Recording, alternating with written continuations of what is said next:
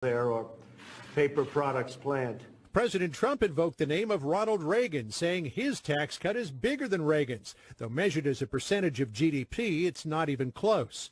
And with the tax bill, President Trump claimed to have signed more legislation in his first year than even the historic frontrunner Harry Truman. We have, I believe it's 88, which is number one in the history of our country. Second now is Harry Truman. Tax reform behind him, the president will spend the week at Mar-a-Lago, looking ahead to his 2018 agenda, which includes rebuilding infrastructure, immigration reform, and welfare reform. President Trump wants to get bipartisan buy-in, so infrastructure will likely go first. Infrastructure is by far the easiest. People want it, Republicans and Democrats. We're going to have tremendous Democrat support on infrastructure, as you know. Immigration reform and welfare reform will be a much harder sell. And in a combative election year, Democrats are expected to give the president little or none of what he'll ask for.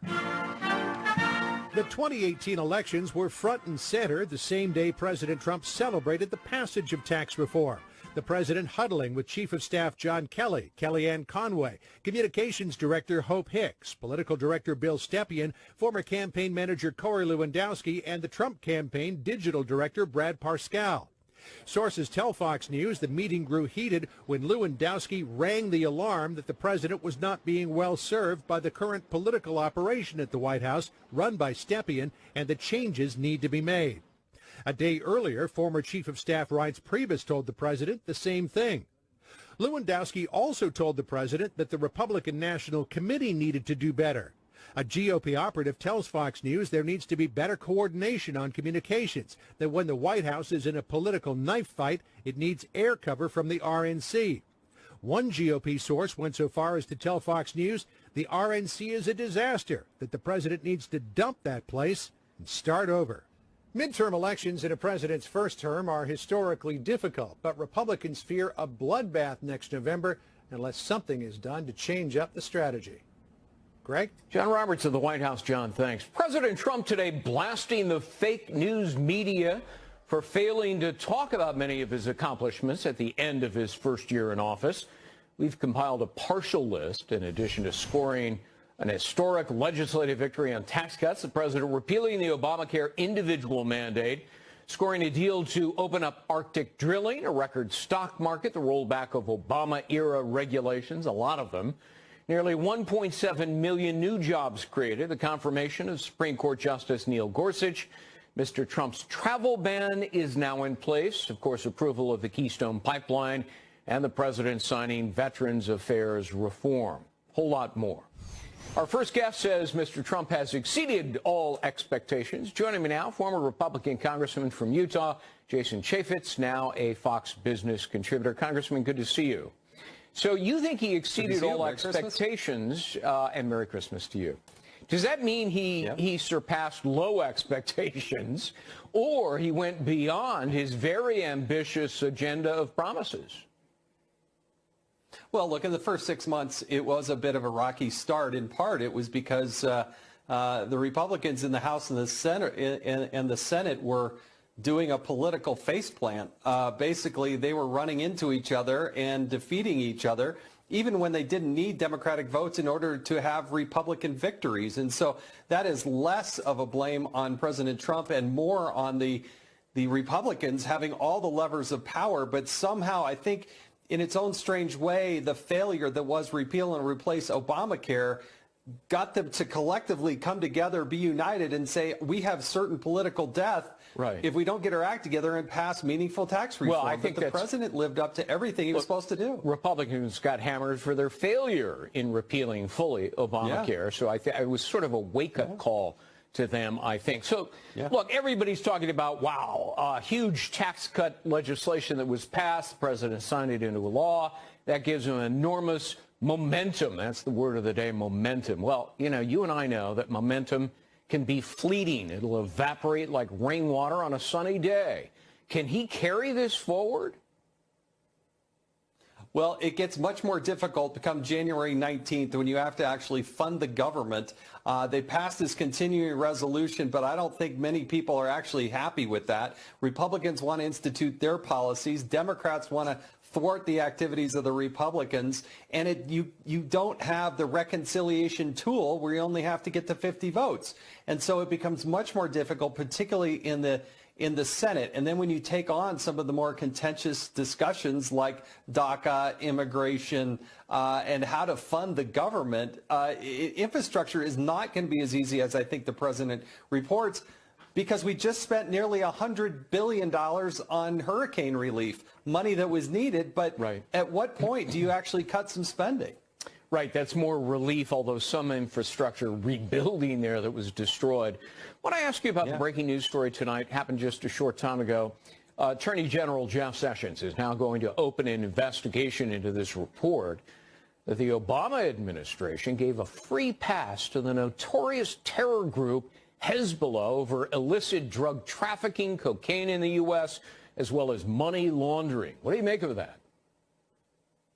Well, look, Politico, hats off to them. They've done a pretty amazing report with a lot of verification behind it. It is absolutely warranted because they need to provide Congress the documents that it's been asking for. But it sounds as if within the Department of Justice they were making progress on Hezbollah, which was basically importing cocaine to the United States to help fund other activities.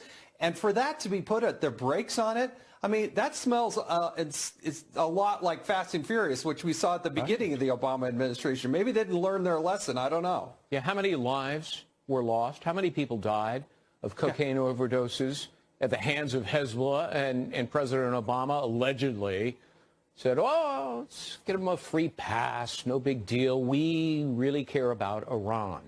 So it's pretty stunning report. Let me move on now. Much of the news, of course, this year has been the special counsel Robert Mueller's investigation. How concerned are you that this special counsel himself, his team, is riven with conflicts of interest and the entire investigation is tainted by bias and maybe corruption, and that fairness cannot be achieved?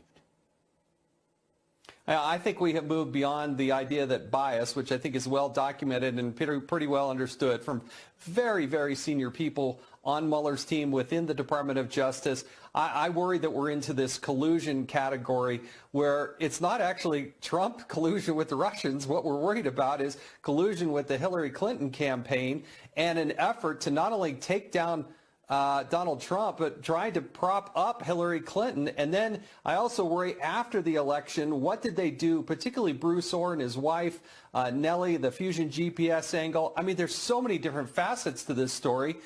And I've got to tell you, it is stunning, and it should worry everybody. That's not what justice looks like in the United States of America. Does there need to be a reopening of the investigation into the Hillary Clinton email scandal, given what we've learned about Peter Strzok, who changed the language to absolve her, given his role in the Trump-Russia investigation, and then jumping to the Mueller investigation? This is a guy who was sending out texts of hatred and denunciation of President Trump, and at the same time avidly supporting Hillary Clinton. I mean, if he used political bias to interfere in the administration of justice, isn't that obstruction, Congressman?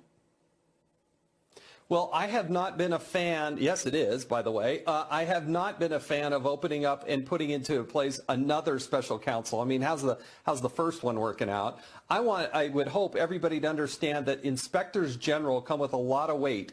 Michael Horowitz, who is the inspector general at the Department of Justice, has 450 employees, something like a $100 million budget. He's been looking at this since January. You have not seen leaks. They've been doing their work, doing their interviews, pouring over 1 million documents. They should be done by the end of the first quarter, and I think that will be the definitive view. It was an investigation that was asked for by myself when I was chairman of the Oversight Committee, and Elijah Cummings, who's the Democrat. We both jointly wanted to see what the Inspector General would come up with. Let him do his report. We got to get it out sooner rather than later, but it looks like it's, come March, we should have it. Do you suspect that the anti-Trump dossier, funded by the Democrats in Hillary Clinton's campaign, was perhaps illegally used to gain a FISA warrant to spy on Trump associates at the hands of the FBI, doing the FISA warrant application and spying, and then used as the basis for launching the Trump-Russia investigation. Well, certainly, if you listen to Congressman Jim Jordan and others, that has been the question. And when it was put to Director Wray, when it was put to Rosenstein, when it was put to, some very senior people at the Department of Justice, they won't answer that question, which should be the flashing red light that very well may have been. So it's a bogus document funded in part through the Hillary Clinton campaign, Democratic operatives. You have the DNC that's partially involved here that are got questions about that. And nobody seems to want to answer the questions, nor are they giving the House and Senate intel committees the information that they need. Right. Again, another flashing red light. Yeah, and a cover-up. And look, when a guy says, I know the answer, but I won't tell you, that means the answer is yes. It was used to gain the FISA warrant to spy on Trump associates. Jason Chaffetz, thank you so much for being with us. Merry Christmas to you and your family. Thank you. Merry Christmas. We're coming right back with much more. Stay with us. President Trump celebrating his first major legislative win, a tax cut for hard-working Americans. They're going to start to see that because we're signing today. They're going to start to see that in February. The numbers will speak. We'll take up the president's big victory with Steve Forbes. And 'tis the season, companies showering their employees with bonuses, all because of President Trump's tax cuts. We'll have more on Trump's soaring economy next. Stay with us. Well, the Trump tax cuts already paying dividends for a great many American workers. Bank of America became the latest company to cut employees a $1,000 check in anticipation of lower corporate rates next year. Hats off to them. The president tweeting about the phenomenon this morning saying, quote, our big and very popular tax cut and reform bill has taken on an unexpected new source of love. That is, big companies and corporations shower their workers with bonuses. This is a phenomenon that nobody even thought of, and now it is the rage. Merry Christmas. Pretty good tweet. Joining me now, Forbes Media Chairman, Editor-in-Chief Steve Forbes. Great to see you, Steve. Good to be with you. When it comes to matters of taxations, I really think you are the true expert with a real encyclopedic knowledge of what systems work, how other systems fail. How do you assess this tax cut package? This is a tax cut, despite all what went through it, that is going to do more good than harm. And the key thing, it lowers the burden on people, lowers the burden on businesses. We need investment, stagnated for a decade. That's how you get a higher standard of living. People will start to notice early next year, most people, not all, but most, that their paychecks are going up. And the good thing about having an investment-oriented tax cut at the beginning is that means their paychecks in the future will rise. So they won't stagnate as they've done too much in the last 10 years. So when Democrats allege, and the media consistently repeats, that this is a tax benefit to only rich Americans, what do you say? Talk to some people in blue states like New York, California, and some others, where their tax burden is going to go up a little bit because they don't have the deduction of state and local income taxes and property taxes. And the key thing is, are most people going to have more? And it's going to get the economy really moving. We've been going about 20, 25 miles an hour in the last decade or so. Now we're going to get up to 40 or 50. And what the Republicans should do, and I hope the president does it as well in the State of the Union, is this is the first of many tax cuts to come. Put it out there that there's more to come. Especially when we see it work. And the key thing working is not how well the federal government does. The federal government will do fine. Revenues eventually come in and always go higher. The key thing is it good for the American people. Right. And one of the things that you're going to see pundits, and we're going to have a delightful time seeing it, Greg, is explaining why, even though the tax cut seems to be working, it really isn't. Yeah. It's only a mirage. Your paycheck went up. Why is it polling so badly? And I realize it's early. People may not fully understand the impact of the tax cut. But, you know, the numbers are not good. No, and this is where the Republicans have got to get their messaging right, because what have people heard? Only thing they've heard is, yeah, corporations are going to get a cut. Everyone else's taxes are going up. Most people think that their paycheck taxes are going to be going up. So imagine the surprise in February when the opposite happens. And another thing that's getting overlooked, and it's just beginning to be discovered, is by taking away Obamacare fines for working people, $30,000, $40,000 a year, young people especially, that's a $595 raise. Wow. That means something to people. They don't have to pay that anymore. People at home may be saying, well, if you cut taxes, that means less revenue to the federal government. You touched on this a moment ago. I'd love for you to explain how in the long run, Treasury revenue will actually increase. The only way Treasury revenue really increases without crushing people is when the economy is booming. Whether it's back in the 20s, John Kennedy's tax cuts of the 60s, Reagan of the 80s. Whenever you reduce burden on people so they can focus on doing real things instead of getting around the shoals of the tax code or wondering how they're going to cope with this regulation or that regulation, they do more productive things. And the only time for those who are focused on balanced budgets that we've had a balanced budget was in the late 60s with the John Kennedy tax cuts.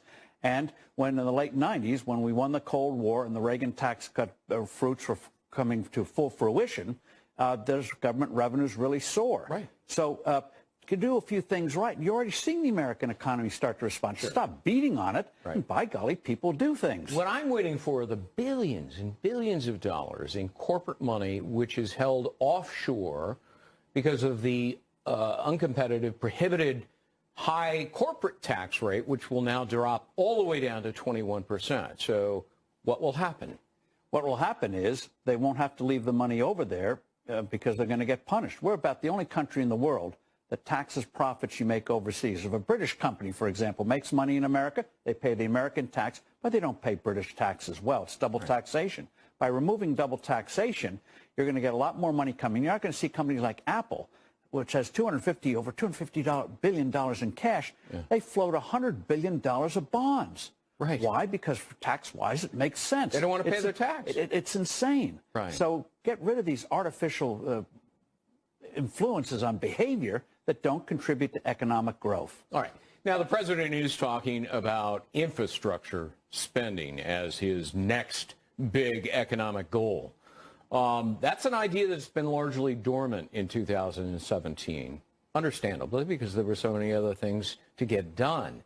Good idea? Why would it be a good idea if it is? Well, if you want bipartisanship, boy, that's the way to do it. Yeah. Nothing like throwing out money or having a dangling of money to get the juices of, yeah, we want some of that going. Yeah, get some of that going. But I hope that, yes, so they'll do something there. But I hope they couple it with requirements that states remove barriers to building bridges, repairing highways and the like, so you don't have to wait 10 years of studies and commissions and lawsuits and the like, so you can get to it. Well, President Trump has already been expediting the process for a great many things by reducing regulations. Yes, and you see it particularly on the energy side, where now we're becoming a global producer. We're now exporting natural gas, which is going to reduce the reliance of countries in Europe on Russia. Sure. So all this is good stuff. Remove these artificial weights on people. It's like, imagine trying to run a marathon if you have a 50-pound pack on your back. You're not going to do as well as if you remove the pack. President Obama upped it to about 250 pounds during his 8 years. Yes. So and 50 would have been great. One of the things I'm glad the president's focusing on infrastructure is it means they're not going to focus on Medicare and Social Security. Right. You don't try to tackle those things in an election year. It's just going to be a loser. Third rail, we all know it. And there are positive ways to do it, not the root canal work. You're promising me you're going to come back next week and we'll talk about that. Let's do that. Looking forward to it. All right, Steve Forbes, Merry Christmas to you and your Merry friends. Christmas to you. Thank you for being here. On Wall Street, stocks closed lower today. The Dow Jones 28 points down. The S&P falling 1 point on the NASDAQ, down about 5 points. Volume of the big board, not so much, 2.3 billion shares. All three major indices posting weekly gains, though, nearly 0.5%. New home sales hitting their highest level in a decade, climbing nearly 18% in November. And Bitcoin, we knew it was going to happen, didn't we? Plunging nearly 30% today so far this year. Bitcoin is up 1,000%, so you're still ahead. The Winklevoss brothers, I think, are doing really well. A reminder to listen to Lew's Reports 3 times a day, coast to coast on the Salem Radio Network. Coming up next, a win for the Trump administration as United Nations Security Council unanimously imposes sanctions on North Korea. But for the international community, This is an unprecedented challenge from a defiant state. So we have leveled an unprecedented response. We will talk about the many successes of the Trump doctrine with Cliff May. He's coming up next. Stick around.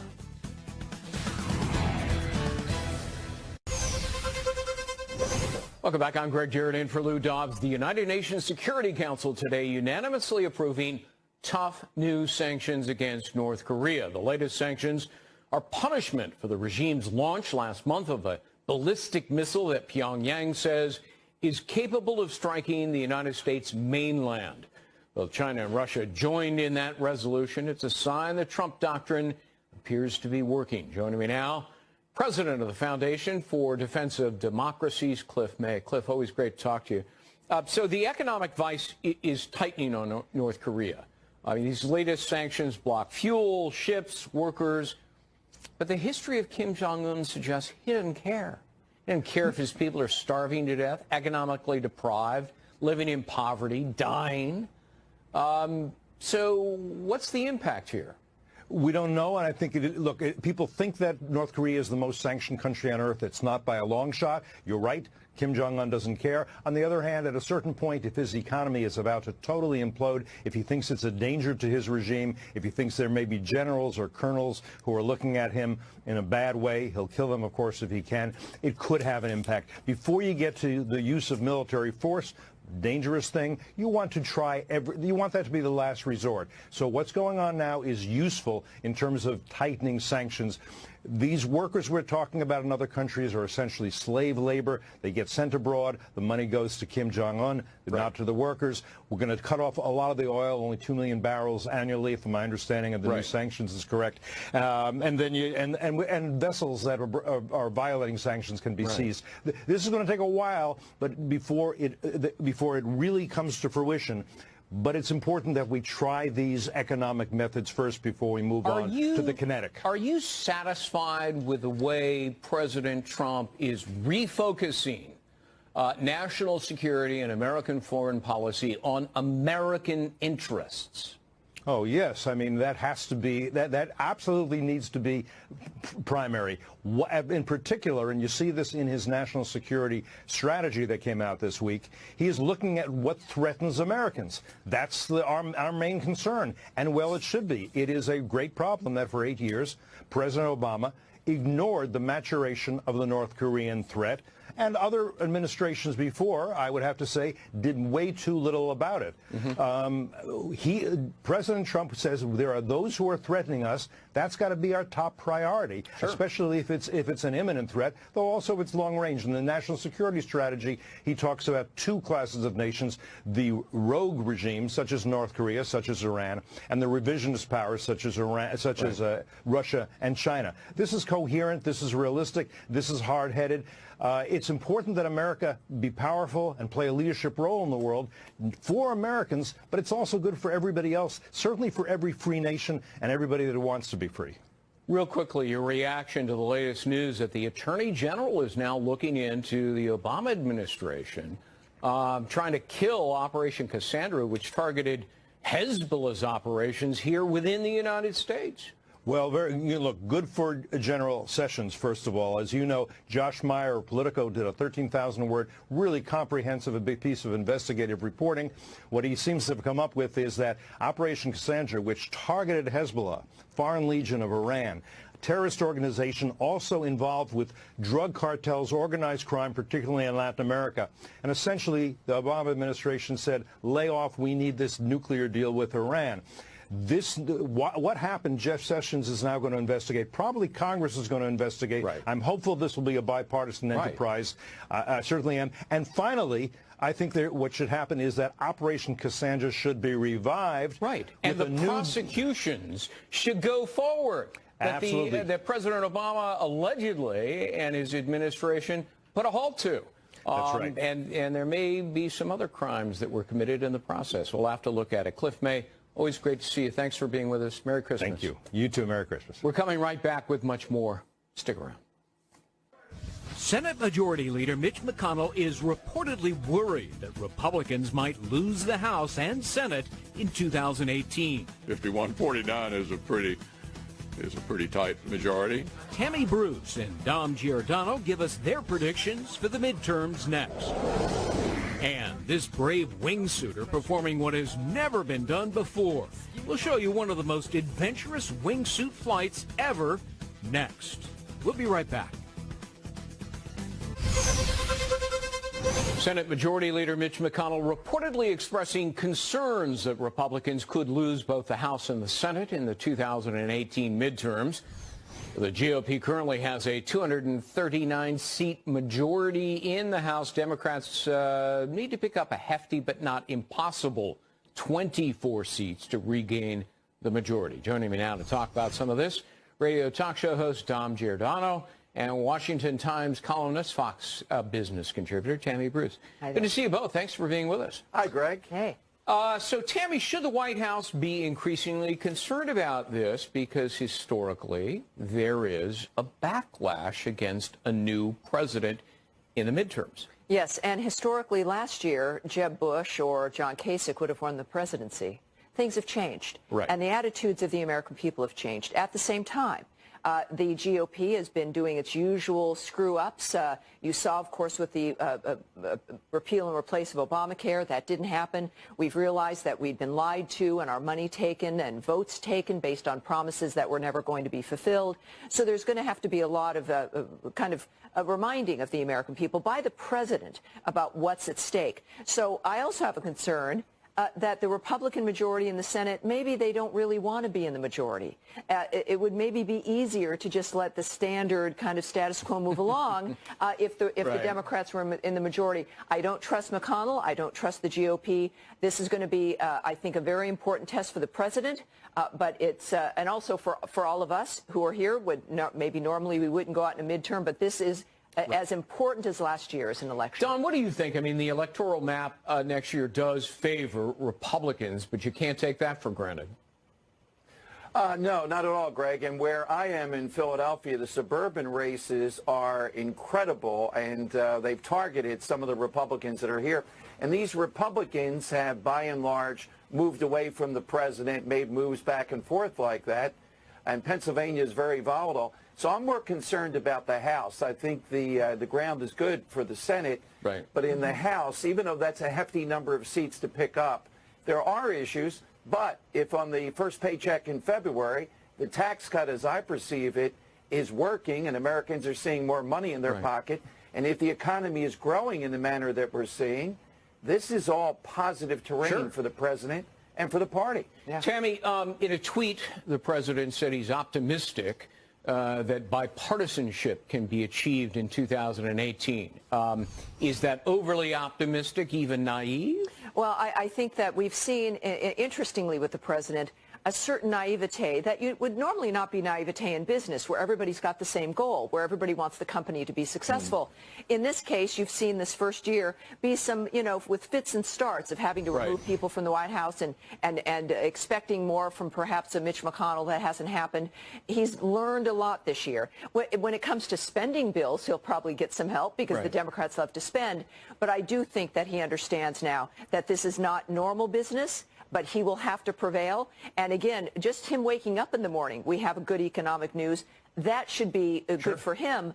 But we want to make sure that there's an aggressive dynamic for the Senate seats we need to take, the 10 vulnerable Democrats that exist there, but also for the House. I mean, this is it's like snatching defeat from the jaws of victory for the Republicans.